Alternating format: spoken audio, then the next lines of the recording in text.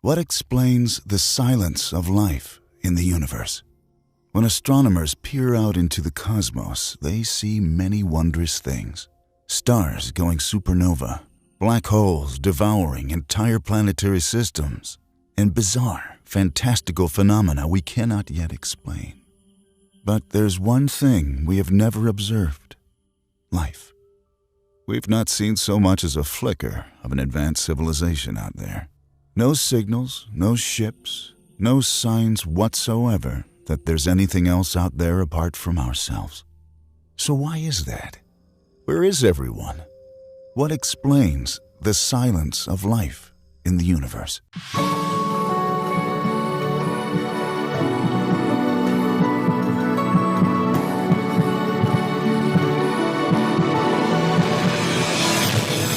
Number 3, everyone's dead. The Fermi paradox describes the contradiction between our lack of extraterrestrial contact and estimates for how likely it is that other beings exist somewhere in the universe. This assumption that aliens are probably out there is based on several concrete observations we've made about the cosmos.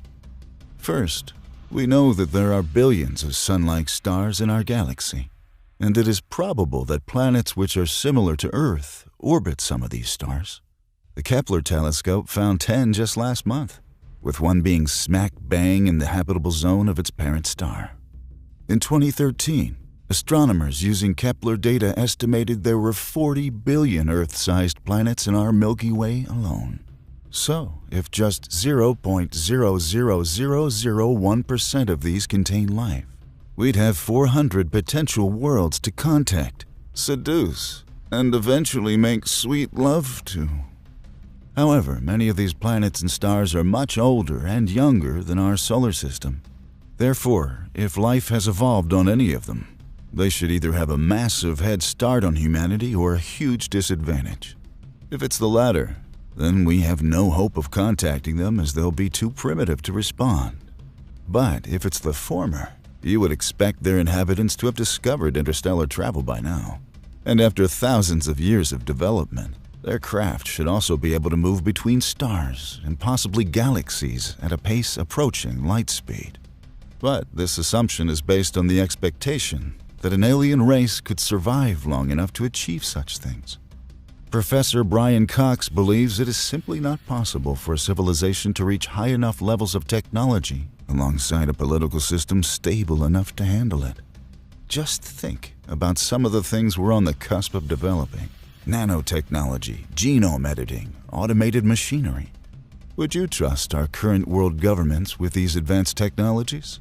I wouldn't trust them with a Nerf gun and a pea shooter, let alone a swarm of nanobots.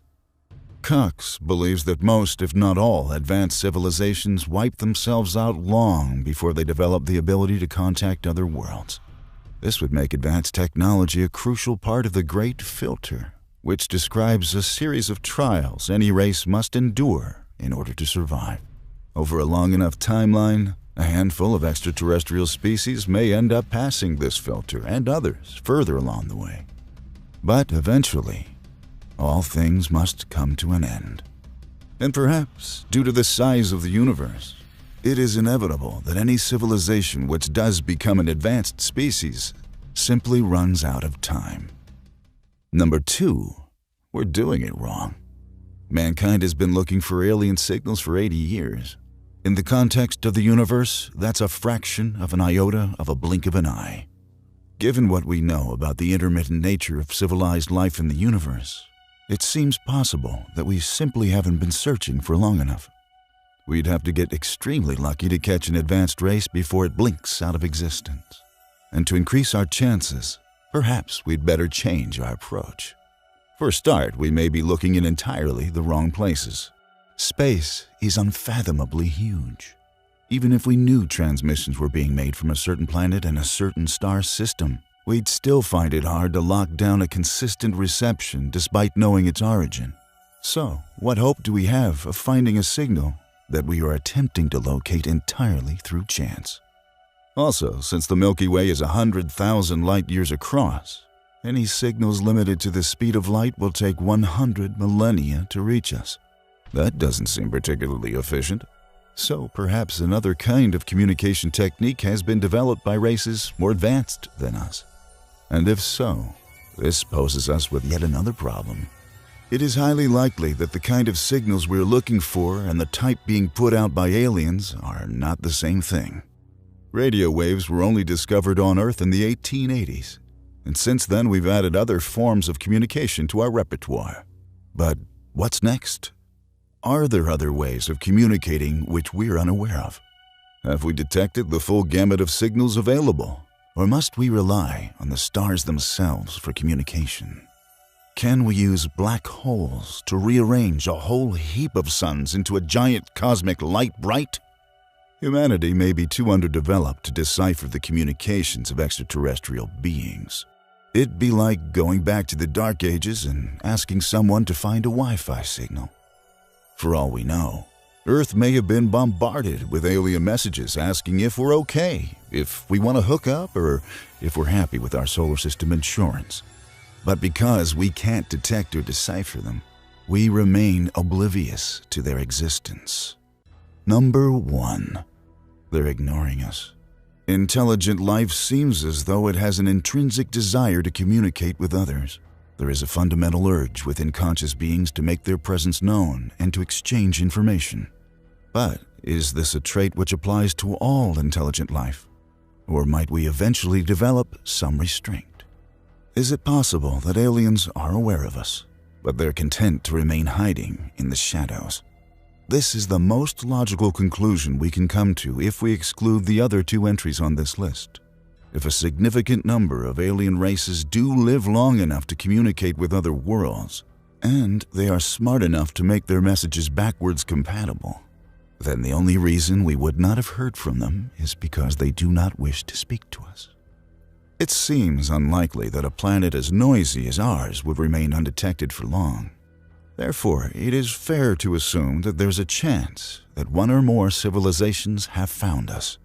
And if they have, they're choosing to remain on the periphery for now. Perhaps they have judged us a potential threat. Maybe we're too attractive and they know they won't be able to help themselves. Or is it the case that all civilizations who gain contact abilities also become self-aware of their potential impact upon newly developed worlds? We humans were once content to trample all over the globe and stamp our footprints wherever we liked. But today, we try to avoid interfering with uncontacted tribes. We make an effort to preserve isolated biospheres, and we're even considering how much we'll contaminate worlds like Mars, Europa, and Titan with our probes and rovers. So, if we primitive folk are thinking about this stuff now, surely an advanced race would do the same. This makes it all the more likely that our planet has been found. We are known about in the universe. Our world is being watched. It is being studied, and it is being judged. So if that's true, when will these extraterrestrial beings make themselves known? When will mankind finally be allowed to make contact with our ever-present alien eavesdroppers? We're going to try to figure this out in our bonus video, What Are They Waiting For?, which you can watch on our Patreon page at patreon.com/strangemysteries.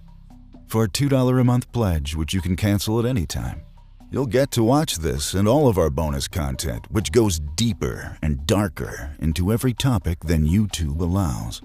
If you don't want to donate, then that's bullshit. We know you wanted more. Strange Mysteries on YouTube and our Patreon bonus videos weren't enough to quench your search for truth, to give you that sense of awe and wonder again, to go past what you thought was the end, to give you the answers you seek, but which only lead to more questions.